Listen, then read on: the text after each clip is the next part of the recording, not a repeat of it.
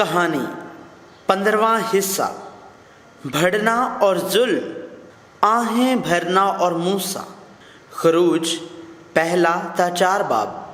مصر میں داخل ہونے کی وجوہات، نجات کی تصویر۔ خدا کا اپنا منصوبہ اور مقصد تھا، اور اسی لیے خدا نے اپنے لوگوں کو مصر بھیجا۔ خدا کے لوگوں کو بنانے کے لیے وہاں ایک بادشاہ، عوام اور ایک علاقہ بنانا پڑا جہاں بادشاہ اور لوگ بغیر شرم کے جی سکتے ہیں۔ اس زمین کی نمائندگی کنعان سے ہوتی ہے، لیکن بادشاہت میں نظر آنے والے زمین نہیں ہے، اس کے بجائے خدا کے ساتھ ایک جگہ کا تصور ہے۔ خدا اپنی بادشاہی کا بادشاہ ازل سے لے کر ابد تک کامل ہے۔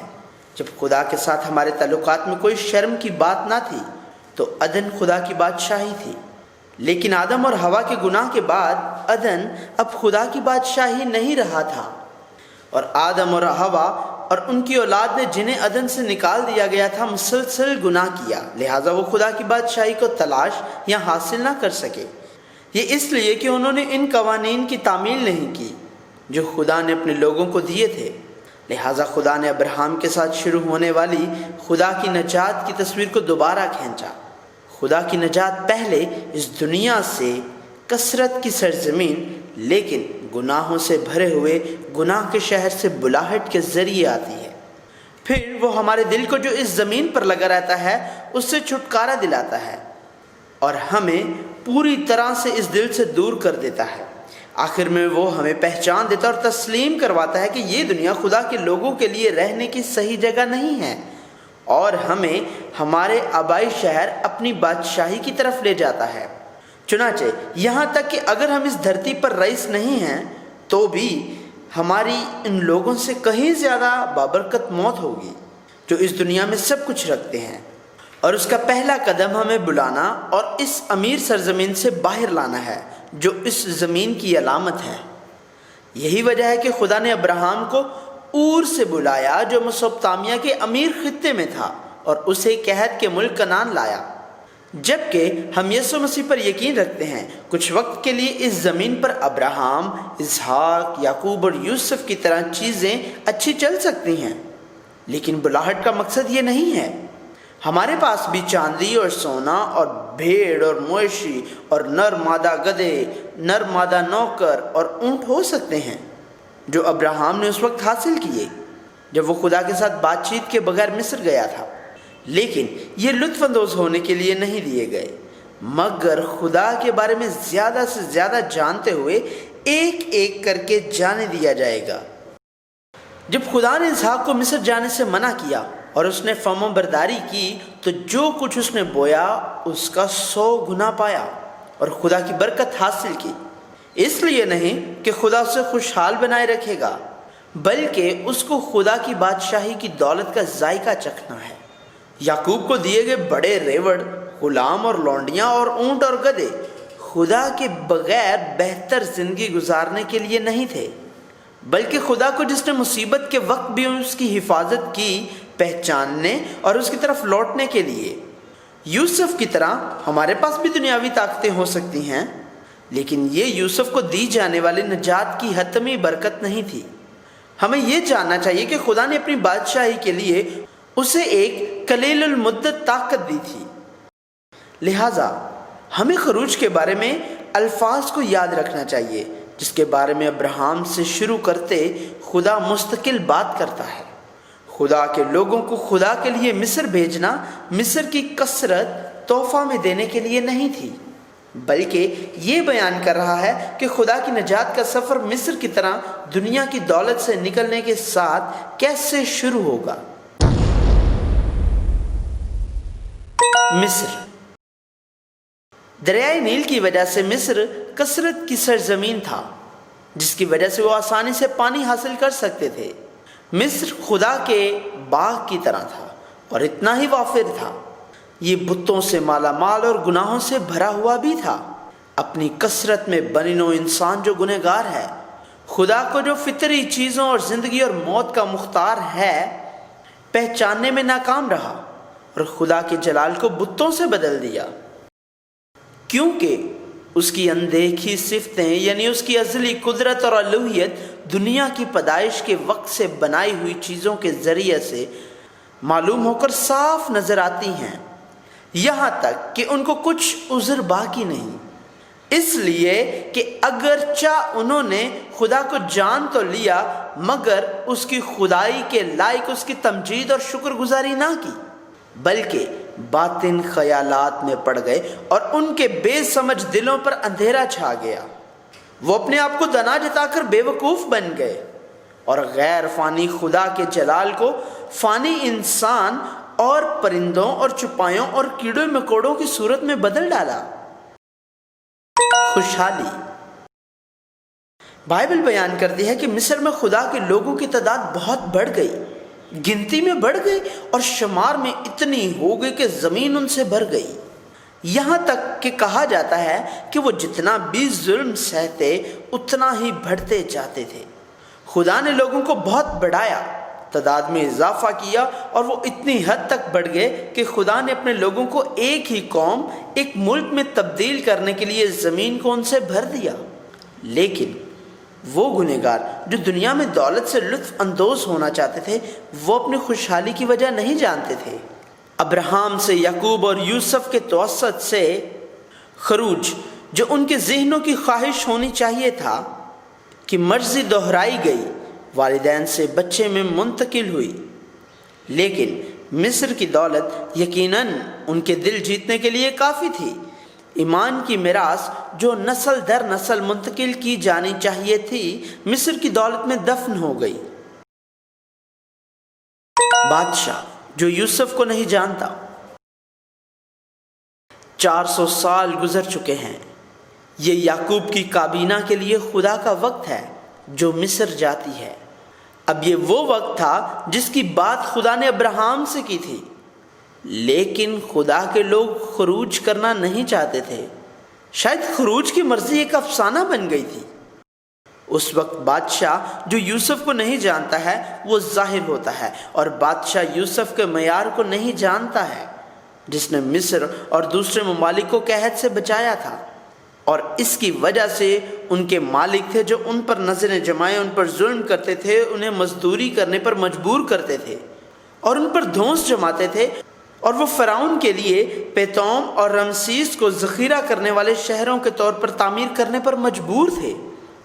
ان لوگوں کے لیے جو اپنی فراوانی سے لطف اندوز ہوئے یہ اذیت تھی، لیکن ہم جانتے ہیں اس کا مطلب یہ ہے کہ دنیا کی دولت کوئی بڑی برکت نہیں ہے، بلکہ خدا کو پہچاننا ایک برکت ہے، اور دنیا کی غربت کوئی لعنت نہیں ہے، لیکن خدا کو نہ جاننا ایک لعنت ہے۔ لہٰذا جیسا کہ خدا نے یعقوب کے ساتھ کیا، خدا اپنے لوگوں اسرائیلیوں کو گھیرے میں لینا شروع کرے گا۔ ظلم و تشدد۔ ایک ایسے بادشاہ کی وجہ سے جو یوسف کو نہیں جانتا تھا مصائب اور مشقت شروع ہو گئی، اور بائبل بیان کرتی ہے کہ انہیں ستایا گیا، یہاں تک کہ مصر کے بادشاہ نے پیدا ہونے والے تمام لڑکوں کو ہلاک کرنے کا حکم بھی عبرانی دائیوں کو دیا، اور پیدا ہونے والے لڑکوں کو نیل میں پھینک دینے کا حکم لوگوں کو دیا۔ خدا کی دیکھ بھال۔ خدا نے اپنے لوگوں کی افزائش اور بڑھوتری کا خیال رکھا۔ مصری بادشاہ کے ذریعے وہ جتنا زیادہ ستائے جاتے اتنا ہی بڑھتے جاتے تھے۔ بادشاہ کے حکم کے مطابق جب لڑکا پیدا ہوتا تو ان سب کو مار دیا جانا تھا، لیکن خدا نے دائیوں کا خیال رکھا جو خدا سے ڈرتی تھی اور بادشاہ کے حکم کی خلاف ورزی کی۔ اگر برکت خدا کی طرف سے نہیں ہے تو یہ تکلیف لائے گی اور اس سے بچنے کا کوئی راستہ نہیں ہوگا، لیکن اگر مصیبت خدا کی طرف سے ہے تو یہ برکت لائے گی اور یقیناً اس سے بچنے کا ایک طریقہ موجود ہے۔ آو نالا۔ اب تک اگرچہ وہ غیر ممالک میں غلاموں کی طرح رہتے تھے، خدا کے لوگوں کو مصر کی فراوانی میں دفن کیا گیا اور ان کا کوئی نوحہ نہیں تھا، لیکن اب وہ نوحہ کرنے لگے۔ مصری بادشاہ کے مرنے کے بعد بھی ظلم نہیں رکا، اور وہ سخت مشقت کی وجہ سے آہ بھرنے لگے اور رونے لگے، اور اسے خدا نے سنا اور خدا نے ان کی پرواہ کی۔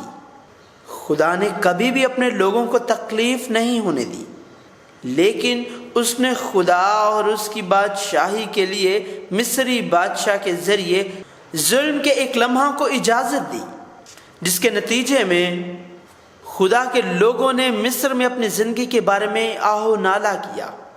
اور یہ وہ وقت ہے جس کے بارے میں خدا پہلے ہی بات کر چکا ہے، اور یہی وقت خدا نے تیار کیا ہے۔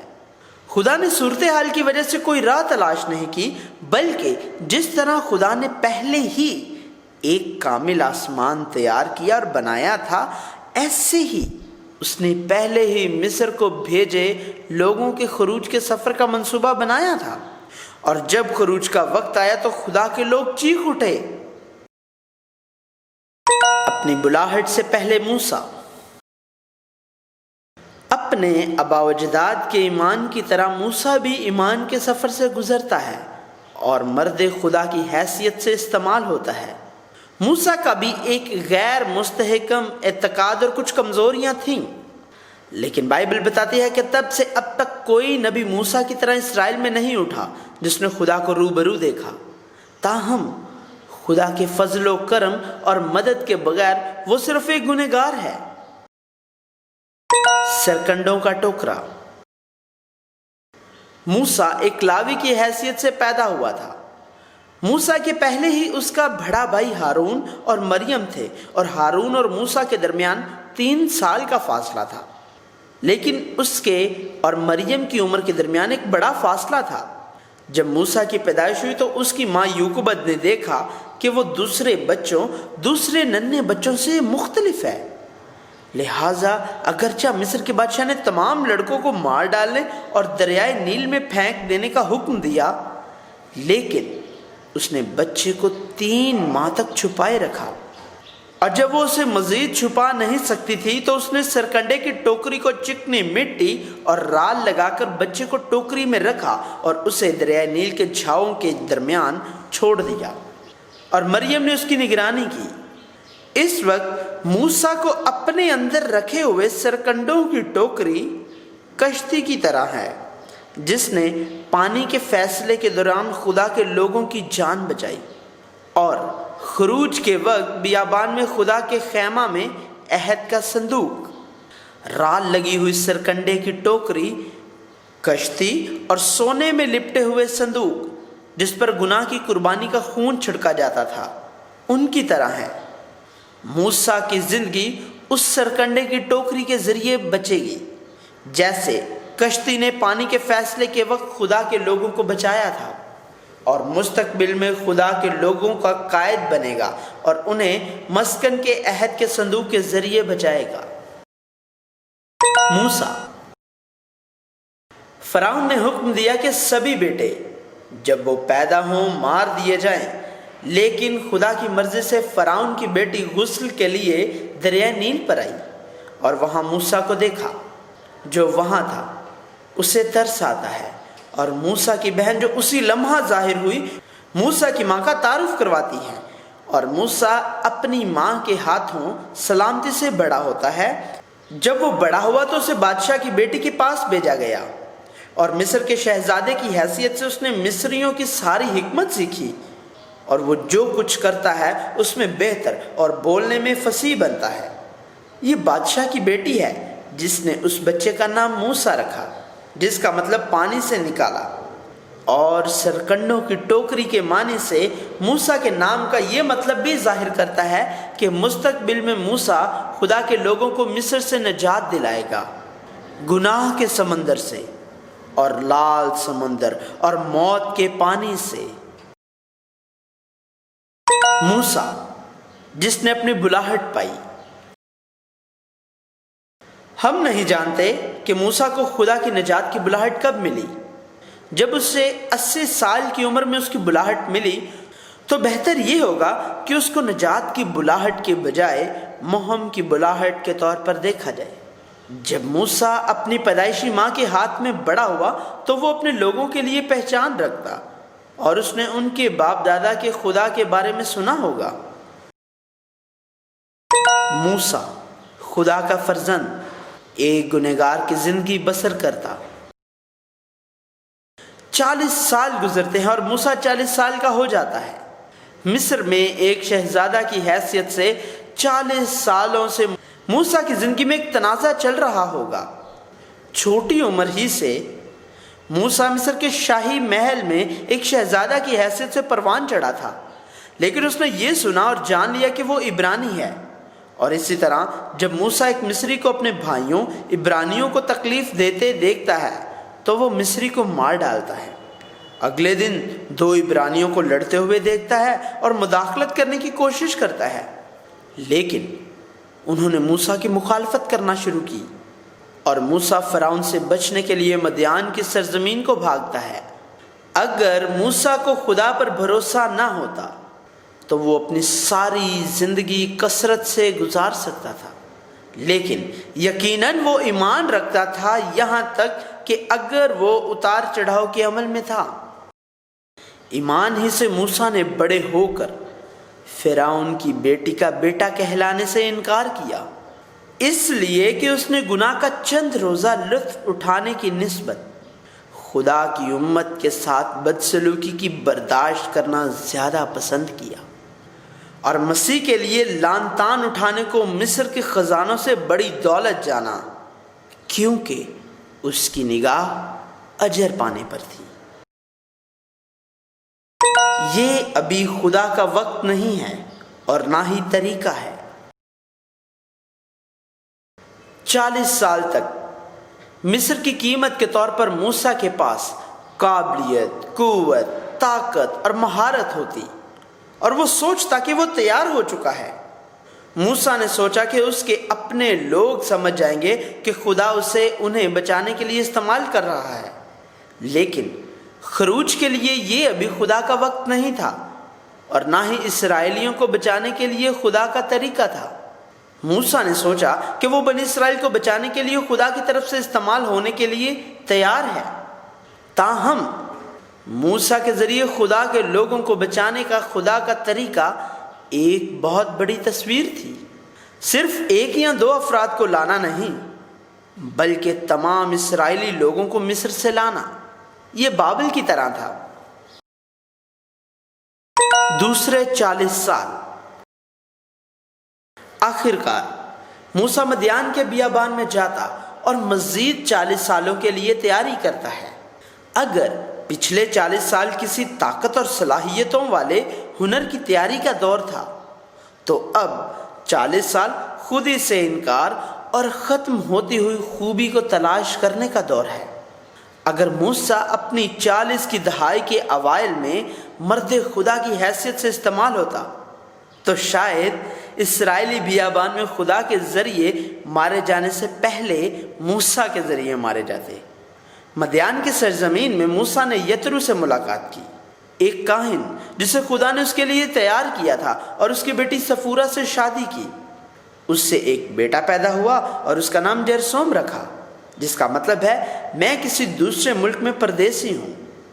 یہ پردیسی سرکنڈوں کی ٹوکری اور موسیٰ کے نام کے ساتھ مل کر موسیٰ کی مہم کے سراغ ہیں۔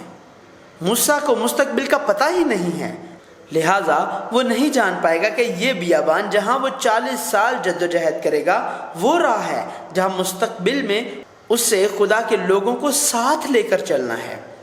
اس طرح خدا نے خدا کے لوگوں کے خروج کے لیے مرد خدا کو تیار کیا۔ بنی اسرائیل نے سخت مشقت کی وجہ سے آہیں بھری اور چلائے، لیکن خدا نے تخلیق سے پہلے ہر چیز کی پوری طرح منصوبہ بندی کی، اور یہ اب بھی جاری ہے۔ موسیٰ بطور ایک پردیسی رہتا ہے، اپنا مقصد حاصل کرتا ہے۔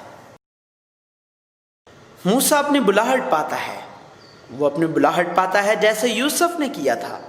موسیٰ اپنے سسر کی بھیڑوں کو چراتا تھا، اور ایک دن وہ ہورب پہاڑ پر پہنچ گیا۔ وہاں اس نے خدا سے ملاقات کی، جہاں خدا موسیٰ کا انتظار کر رہا تھا۔ موسیٰ نے ایک جھاڑی دیکھی جہاں آگ لگی تھی، لیکن وہ جل نہیں رہی تھی۔ اس کے قریب پہنچا اور خدا نے موسیٰ کو آگ میں سے بلایا، جیسا کہ خدا نے یعقوب سے کہا۔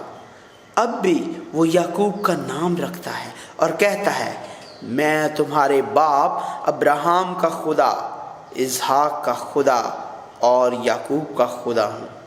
اس کا مطلب یہ تھا کہ جیسے خدا ان کے باپ دادا کا خدا تھا، اسی طرح خدا موسیٰ اور بنی اسرائیل کا خدا ہوگا۔ خدا کہتا ہے کہ وہ مصر میں خدا کے لوگوں کے دکھوں کو صاف طور پر دیکھتا اور ان کی فریاد سنتا ہے اور ان کی پریشانیوں سے واقف ہے۔ لہٰذا خدا کہتا ہے کہ وہ نیچے جا کر مصریوں کے ہاتھوں سے انہیں بچائے گا اور انہیں اس سرزمین کی طرف لے جائے گا جہاں دودھ اور شہد بہتا ہے۔ وہ موسیٰ سے کہتا ہے جاؤ۔ خدا نے موسیٰ کو بھیجا اور خدا کہتا ہے کہ وہ بنی اسرائیل کے لوگوں کو مصر سے باہر نکالنے میں رہنمائی کرے گا۔ موضوع خدا ہے، خدا اسے کرے گا، لیکن اس سارے کام میں موسیٰ جو نہیں جانتا کہ خدا نے کیا کیا ہے اور کیا کرے گا، فوری اطاعت نہیں کرتا۔ موسیٰ جو جانتا نہیں تھا کہ وہ کس طرح تیار ہوا، اس نے سوال کے ساتھ شروع کیا، میں کون ہوں کہ میں فرعون کے پاس جاؤں اور اسرائیلیوں کو مصر سے باہر لاؤں؟ اور یہ بھی کہتا ہے وہ مجھ سے پوچھیں اس کا نام کیا ہے، پھر میں انہیں کیا بتاؤں؟ اگر وہ مجھ پر یقین نہ کریں یا میری بات نہ سنیں اور کہیں کہ خدا تجھ پر ظاہر نہیں ہوا، میرے خداوند مجھے معاف کر، میں بولنے اور بات کرنے میں آہستہ ہوں، اور یہاں تک اپنے بندہ کو معاف کر، میرے خداوند برائے کرم کسی اور کو بھیج دے۔ تاہم یہ دیکھنا بہتر ہے کہ موسیٰ نے نافرمانی کی بجائے موسیٰ کی موت کے طور پر اطاعت نہیں کی۔ اگر وہ 40 سال کی عمر کا موسیٰ ہوتا تو یقیناً وہ آمین کے ساتھ بات مانتا، لیکن اب کا موسیٰ فوت ہو چکا ہے، نہ بدن ہے نہ اعتماد، اور کوئی انسانی محرک نہیں ہے، اسی لیے خدا اس وقت موسیٰ کو بلا رہا ہے۔ موسیٰ 80 سال کی عمر میں ایسا نہیں کر سکتا، یہی وجہ ہے کہ موسیٰ کہہ رہا ہے میں یہ نہیں کر سکتا۔ تاہم فخر اور میں یہ کر سکتا ہوں کا اعلان کرنا ضعیف ہونا اور یہ کہنا میں یہ نہیں کر سکتا مختلف ہے۔ خروج کا رہنما بننے کے لیے خدا اب موسیٰ کو جو کہتا ہے میں یہ نہیں کر سکتا استعمال کرتا ہے۔ خدا 40 سال کی عمر میں یہ کر سکتا ہوں موسیٰ کو بیابان میں مار ڈالے گا، اور اب 80 سال کی عمر میں یہ نہیں کر سکتا موسیٰ پر خود کو ظاہر کرے گا۔ وہ خدا کے جوش کی طرف واپس لانے میں ان کی رہنمائی کرے گا۔ یہ اس لیے کہ یہ ایک عہد ہے جو ابراہیم سے کیا گیا، خدا کا طریقہ اور خدا کا خواب، خدا کی رویا جو یوسف کو دی گئی تھی۔ بنی اسرائیل کو یہ جاننا تھا کہ موسیٰ کے ذریعے خدا کی طرف بلائے جانے سے پہلے خدا نے کیا کیا تھا۔ انہیں ایمان رکھنا، بیابان سے گزرنا اور کنعان جانا تھا، جس کے بارے میں خدا نے ابراہیم کے زمانے سے بات کی تھی۔ تاہم اسرائیل کے لیے مصر خدا سے بڑا تھا، لہٰذا انہیں وہی 40 سال گزارنا پڑے جو موسیٰ کو قتل کرنے میں صرف ہوئے تھے، وہ بھی بیابان میں۔ خدا کے جوش کی کہانی، اس نے کس طرح خدا کے لوگوں کو بلانے سے پہلے منصوبہ بنایا اور تیار کیا۔ خدا کی محبت کی کہانی، جس نے خدا کے لوگوں کو بلانے سے پہلے ماحول اور لوگوں کی رہنمائی کے لیے ایک آدمی موسیٰ کو تیار کیا، جاری رہے گی۔